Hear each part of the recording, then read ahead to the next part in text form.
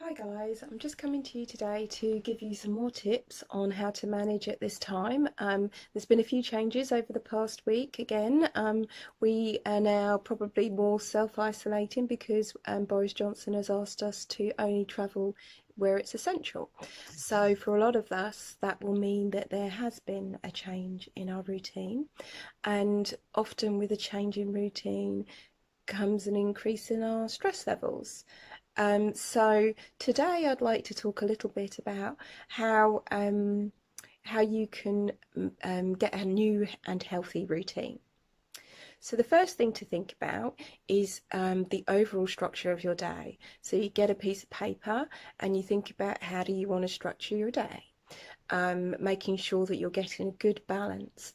A balance of your needs and your wants, because there are some things that we are going to need to do, and there are some things that we are going to want to do.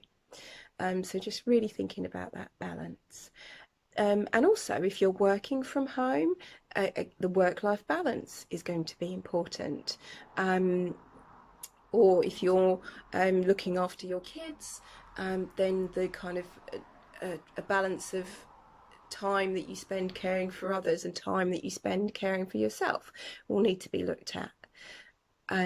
So really think about the structure of your day and what's going to work for you. And hopefully what you'll find is that over time you'll notice that you can adapt your structure, because there might be certain times of the day where you feel less energized and other times of the day where you feel more energized, and so you can adapt your tasks to fit that if possible. So for example, if you know that you get bored at certain times or because of certain things, then you're probably understimulated. So you'll want to find activities that really increase that stimulation, and make you feel energized.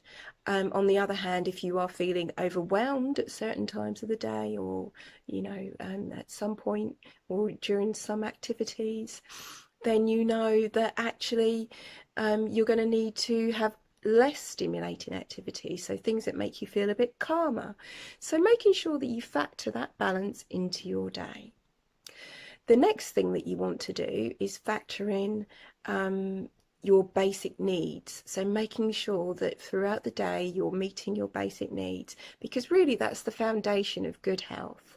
And that includes things like making sure you've got food, drink, your sleep and your exercise are all good for you, so good quality, and everything is working for you in that way.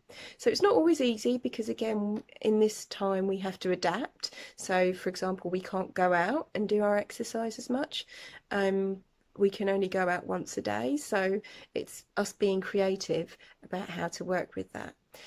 With things like exercise, you can get help from your Revitalise team. They'll be able to help you to be creative about exercising at home. With things like food and drink, it's worth just remembering that there are certain foods and drinks that might make us feel a bit more energetic or a bit more depleted. They're going to affect our moods.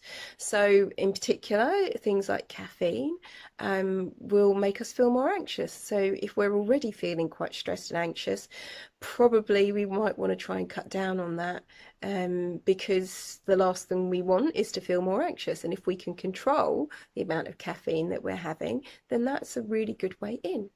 Again, you might want to make some changes to your nicotine intake, and alcohol as well, because again, all of these things will affect our moods. And it will have a knock-on effect on our sleep. And sleep's important because we can really kind of feel bad in our mood, and we won't be able to think straight. Things that would usually be okay or wouldn't bother us will suddenly become harder. Our willpower will be sort of sapped more easily, and so we won't be able to actually do some of those things during the day that we wanted to. So getting a good quality of sleep, a good balance, so neither too much nor too little, is really important. So having a structure to your day might help you to set that routine, And if you're looking after your food intake and your drink intake and your exercise, all of those things will also impact on your sleep and your mood as well.